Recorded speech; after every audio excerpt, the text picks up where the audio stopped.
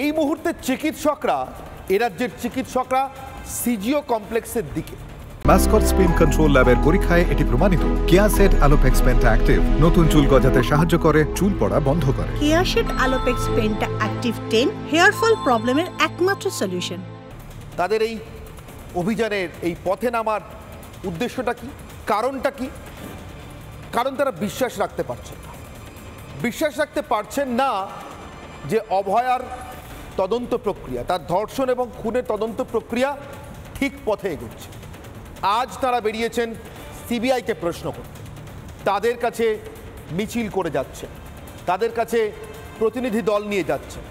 এরপর সোমবার তারা যাবেন লালবাজারে, কলকাতা পুলিশের সদর দপ্তরে, সেখানে প্রশ্ন করতে ঠিক কী কী কারণ তারা ঘটনাস্থল অর্থাৎ যেখানে ধর্ষণ এবং তারপরে খুন হয়েছিলেন অভয়া, সেখানকার প্রমাণ লোপাট করেছে। কেন ওই অপরাধ স্থলটাকে পাহারা দেওয়ার বদলে পুলিশ এটা নিশ্চিত করেছে যাতে সেখান থেকে প্রমাণ এবং তথ্য সংগ্রহ সব থেকে কম করা যায়। কিভাবে পুলিশ সেটা নিশ্চিত করেছে তা দিনের আলোর মতো স্পষ্ট। এই মুহূর্তে রাজ্যের চিকিৎসকরা একটা ধর্ষণ এবং খুনের ঘটনার তদন্ত যায় এই দেশের সেরা তদন্তকারী সংস্থাগুলোর অন্যতম একটি সংস্থার হাতে। সেই সংস্থার কলকাতার অফিসে গিয়ে, তাদের দপ্তরে গিয়ে এই দাবি জানাতে যাচ্ছেন তদন্ত যেন ঠিক পথে এগোয়। প্রশ্নটা এখানে, কেন এই দাবি কেন করতে হয়? একটা সভ্য ভদ্র গণতান্ত্রিক দেশে সংবিধান আছে, সংবিধান মেনে লোকজন চলে, এমনটা দাবি করেন রাজনীতিবিদ থেকে শুরু করে সাধারণ ভোটার পর্যন্ত সবাই। এমন একটা দেশে চিকিৎসকদের একটা ধর্ষণ এবং খুন ঘটনা অবশ্যই সাধারণ নয়, অসাধারণ। আর অসাধারণ বলেই, অভূতপূর্ব বলেই, ভয়ঙ্কর বলেই তদন্ত হবেই এবং বিচার পাবেনি এর নিশ্চয়তাটাও ভীষণ স্বাভাবিকভাবে আসার কথা, অন্তত আমাদের মতো দেশ যারা গর্ব করি। দক্ষিণ পূর্ব এশিয়ার একমাত্র দেশ, উপমহাদেশের একমাত্র দেশ যেখানে কখনো কোনো স্বৈরতান্ত্রিক শাসন কায়েম হয়নি ওই জরুরি অবস্থা 2 বছর বাদ। আর জোরের সঙ্গে, গর্বের সঙ্গে বলি, এদেশে গণতন্ত্রের ক্ষমতা অপার, অসীম। সেই গণতন্ত্রকে একটা ধর্ষণ এবং খুনের তদন্ত যাতে ঠিকমতো হয় তার জন্য চিকিৎসকদের পথে নামার কথা বলে, মানে নামতে হবে, এটা তার প্রাক শর্ত, এমন কথা বলে? নিশ্চিতভাবে বলে না। কিন্তু ডাক্তারদের এই সিবিআই অভিযান, এই অভিযানের পিছনে কি? সাম্প্রতিকতম থেকে শুরু করে অভিক দে বলে একটা, আমার এদেরকে আপনি সম্বোধনে আপত্তি আছে, আপনারা জানেন, যাই হোক, তবুও ভদ্র সমাজের ভদ্রতা রক্ষার্থে আমি একজন বলছি আপাতত। কিন্তু যা শুনতে পাচ্ছি সেটা ওই সন্দীপ ঘোষের মতোই, প্রায় ওই একই ক্যাটাগরি। একজন না বলে একটাও বলা যায়, আপাতত একজনই বলছি। অভিক দে বলে একজন ডাক্তার, কলকাতা পুলিশের অন্যতম একজন ডিসি ইন্দিরা মুখোপাধ্যায়, তাকে দিয়ে আজকাল প্রেস কনফারেন্স করাতে বেশি পছন্দ করে সরকার। তিনি বারবার করে প্রেস কনফারেন্স করছেন, আর প্রত্যেকটা প্রেস কনফারেন্সের পর তিনি আমাদের হাতে নয়, বিরোধীদের হাতে নয়, তিনি আসলে রাজ্যের, দেশের সাধারণ মানুষের হাতে এত বড় একটা প্রশ্ন ভাণ্ডার তুলে দিচ্ছেন যে আসলে এই ব্যবস্থাটায় আস্থা রাখা যায় না যায় না। কেন? ছবি দেখি সংবাদ মাধ্যমের সামনে ইন্দিরা শেষ যে প্রেস কনফারেন্স করেছেন সেই ছবিটার দিকে একটু নজর রাখি। আমার সহকর্মীদের বলবো সেই ছবিটার দিকে নজর রাখতে। দেখুন, আপনারা দেখতে পাচ্ছেন ইন্দিরা মুখোপাধ্যায় প্রেস কনফারেন্স চলছে, ছবি দেখাচ্ছে, বিভিন্ন ছবি দেখাচ্ছে, বাইকটা আপনারা শুনছেন, বাইকটা শোনাবো আপনাদেরকে। কিন্তু এই ছবিতে এই যে 1, 2, 3, 4 করে তিনি যে মার্ক করছেন না, দেখুন এখানে যেখানে মার্ক করলেন, লাল গেঞ্জি পরা যে লোকটির দিকে মার্ক করলেন, ইনি সেই বিখ্যাত কুখ্যাত অভিক দে। এই ছবিটাই পাবলিশ করে প্রেস কনফারেন্স করেছে পুলিশ। আর এই যে দেখছেন মার্ক করা সাদা চিহ্ন দিয়ে, ইনি অভিক দে। ইন্দিরা মুখার্জির দাবি অনুযায়ী, না আমি বলবো না, দাবিটা আপনারাই শুনুন। কি দাবি করেছেন ইন্দিরা মুখার্জি? এটা আরেকটা ভিউ আর কি। এটার মধ্যেও কিন্তু আপনারা দেখতে পাচ্ছেন গলায় স্টেথোস্কোপ আছে। ইনি হচ্ছেন কি আমাদের উইটনেস ডক্টর, যিনি ইনকোয়েস্টের পরে এখান থেকে বেরিয়ে যাচ্ছেন। তারপরে আমাদের ফিঙ্গারপ্রিন্ট এক্সপার্ট, যেটা আমাদের ডিডি টিম আছে, উনি আছেন। আমাদের এসি ডিডিআই আছেন, ডিডি সেকশনের ভিডিওগ্রাফার আছেন, অ্যাডিশনাল CP1 ছিলেন, ওখানে আছেন, এবং FSL এর স্টাফ আছে। আপনারা শুনলেন কি বললেন? আমি বলিনি। ইন্দিরা মুখার্জি ওই লাল জামা পরা, একটু কম চুল আছে মাথায়, ওই ব্যক্তিকে দেখিয়ে বললেন ডিডি টিমের ফরেন্সিক এক্সপার্ট, মানে ডিটেকটিভ ডিপার্টমেন্টের ফরেন্সিক এক্সপার্ট। এটাই তাহলে মমতা বন্দ্যোপাধ্যায়ের স্কটল্যান্ড ইয়ার্ডের ফরেন্সিক এক্সপার্টের নমুনা। PGT ফার্স্ট ইয়ারের ছাত্র, যার ফরেন্সিক মেডিসিন নিয়ে কোনো পড়াশোনা নেই, কোনোদিন করেননি, তিনি কলকাতা পুলিশের ডিটেকটিভ ডিপার্টমেন্টের ফরেন্সিক এক্সপার্ট। আমরা বলছি না, ইন্দিরা মুখার্জি ছবি প্রকাশ করে হাত দিয়ে আঙুল দিয়ে দেখিয়ে বলছেন। আস্থা টলছে কারণে। আর কেন টলছে? অভিজ্ঞ, যার কথা বলছিলাম, এই যে একটু আগে বলছিলাম যে একটা বলতে ইচ্ছে করছে, একজন বলতে ইচ্ছে করছে না। কেন? ছবি টবিগুলো দেখুন আগে। প্রথমত সেমিনার রুমের ছবি, এই ছবিটা যেটা কলকাতা পুলিশ প্রকাশ করেছে। আচ্ছা, SSKM হাসপাতালে কর্মরত একজন লোক, হতে পারে তিনি রাজনীতিগতভাবে তৃণমূলের একটা সংগঠন করেন, তার ওই দিনকে আরজিকর হাসপাতালে ওই মুহূর্তে কি প্রয়োজন থাকতে পারে?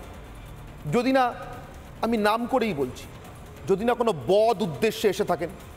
এখানে বাকি যাদের থাকার কথা, যদি ধরে নিই কলকাতা পুলিশ আর মিথ্যে বলেনি, তারাই আছেন, মানে যাদের যাদের নাম বলা হয়েছে, যতক্ষণ আবার পরবর্তী কিছু সামনে আসছে। কিন্তু প্রশ্ন একটাই, প্রশ্ন হচ্ছে যে এই অভিজ্ঞে, SSKM এর অভিজ্ঞে এখানে কি করছে? এরপর আরও কয়েকটা ছবি দেখাই আপনাদেরকে। এই অভিজ্ঞের পরিচয়টা কি? শুধু চিকিৎসক, SSKM এর চিকিৎসক না, শুধু এইটুকু হলে বোধহয় অভিজ্ঞে এখানে আসতে পারতো না। কেন বদ উদ্দেশ্য এই শব্দটা ব্যবহার করলাম, খারাপ উদ্দেশ্য ব্যবহার করলাম? একটা অর্ডার অনুযায়ী, এই অর্ডারটা দেখতে পাচ্ছেন, the following officials have been assigned with the following responsibilities in connection with the Independence Day parade and its rehearsal on the following days. এই অফিসিয়ালদের নামটা কি? সেই নামের মধ্যে অন্যান্য অফিসিয়ালদের সঙ্গে অভিজ্ঞদেও আছে। কি করে অভিজ্ঞদে? কোথাকার অফিসিয়াল? SSKM অ্যাডমিন ব্লকে Jensen Nicholson crossing of main road, এখানটাতে হবে এই ভেনু, অর্থাৎ রিপোর্টিংয়ের ভেনু, এবং SSKM এ কর্মরত এহেন অভিজ্ঞদে। স্বাস্থ্য দপ্তরের বিজ্ঞপ্তি অনুযায়ী এহেন অভিজ্ঞদে সে SSKM থেকে আরজিকর হাসপাতালে অভয়ার ধর্ষণ এবং খুনের পর মৃতদেহ উদ্ধারের পর ঠিক ক্রাইম স্পটে কি উদ্দেশ্যে গেছিল?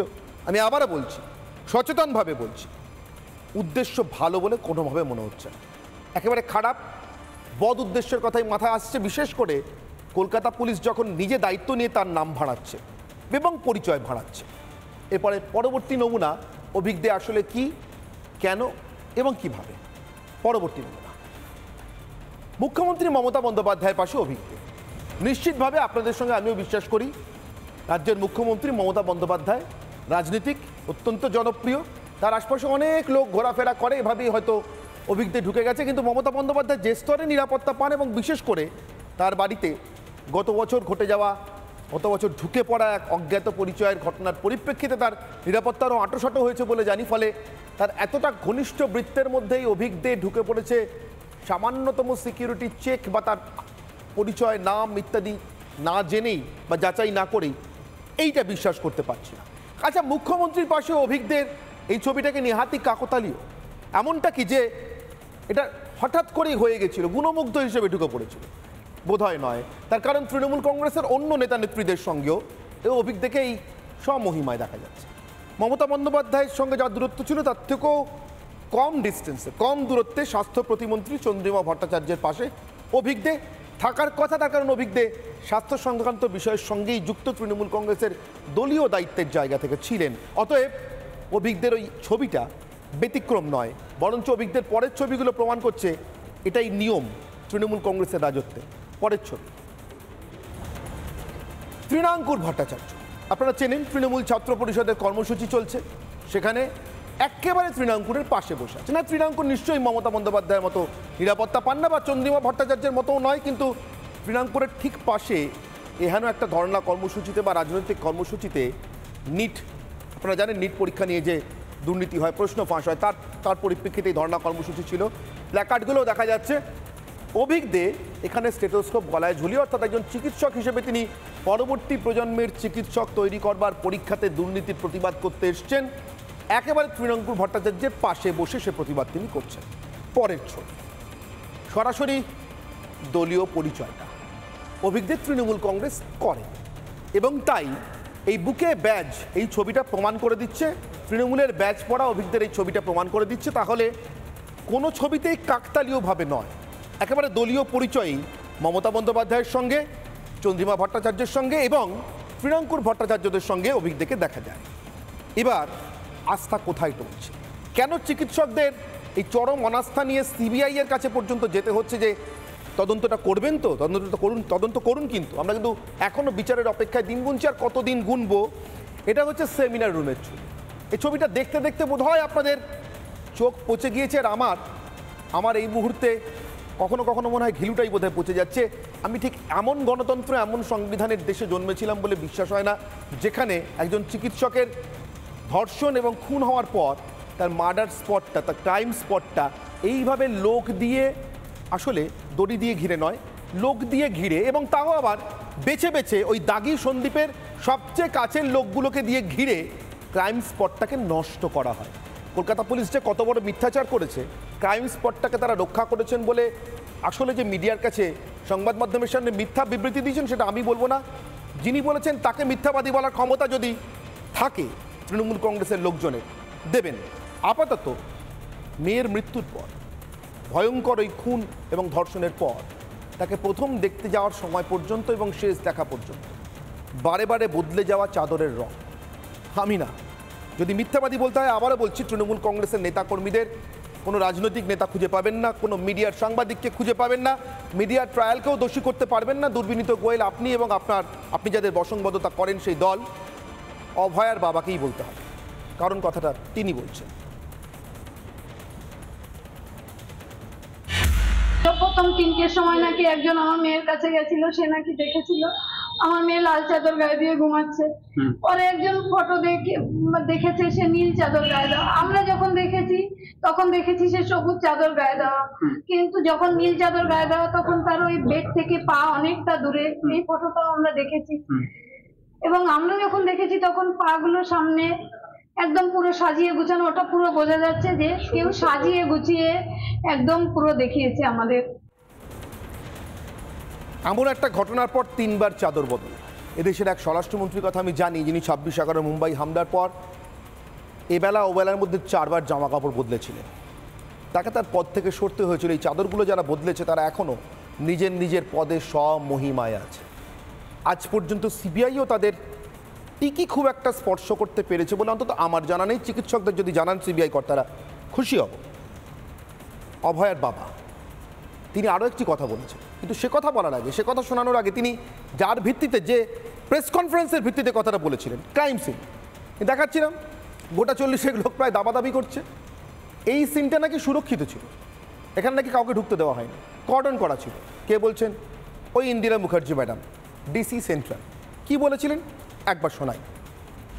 সেমিনার হলে যেখানে বডি পাওয়া গেছিল তার থেকে 40 ফিটের মধ্যে বহিরাগত কেউ আসেননি। যেটা কর্ডন অফ করা যে জায়গাটা ছিল, মানে যেটা 40 ফুটের কথা যেটা আমি বললাম, এর মধ্যে কিন্তু কোনো বহিরাগতর প্রবেশ হওয়া সম্ভব নয়। ওখানে পুলিশের পুরো ফোর্স, আমাদের যারা ছিল তারা পুরো লাইন করে দাঁড়িয়েছিল। ইন্দিরা মুখার্জিকে এবং তার বসকে, দুর্বিনীত গোয়েলকেও যদি এরপরও মিডিয়া ট্রায়ালের কথা বলতে হয়, তাহলে অবশ্যই অভয়ার বাবাকেও সঙ্গে ডাকতে হবে। উনি কোন মিডিয়ায় আছেন জানি না, কিন্তু যা বলেছেন সেটা আপনাদের আবার শোনায় এই প্রেস কনফারেন্সের ঠিক পরে। আমাদের যখন 3টের আগে আমাদের তো দরজায় উকিও দিতে দেয়নি। এবার উনি যা কালকে কথাগুলো বলেছেন, যতটুকু আমি শুনেছি, মানে উনি যে কটা কথা বলেছেন সব কটা মিথ্যা কথা বলেছেন। ইন্দিরা মুখোপাধ্যায়, যিনি সেন্ট্রাল ডিসি সেন্ট্রাল, কিরকম বলতে যে কথাটা বলেছেন যে ভেতরে আমরা যখন ঢুকেছি তখন সিপি ছাড়া ভেতরে কেউই ছিলেন না।